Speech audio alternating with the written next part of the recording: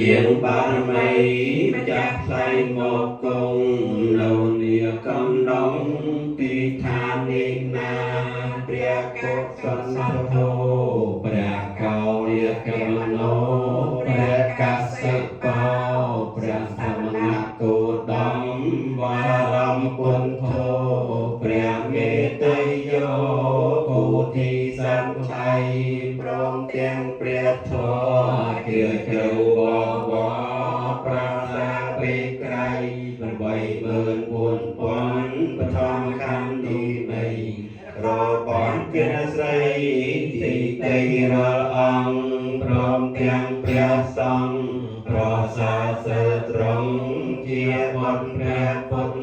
ព្រះកាន់បញ្ហាប្រសើរបំផុតខ្ញុំសូមលំអរកាយវាចាដោយតែជាខ្ញុំលើកហាន់បង្គំព្រះត្រៃរតនាសូមកំចាន់បងស្រះត្រូវនានាទុំសោករគីវិញ្ញាទៅមក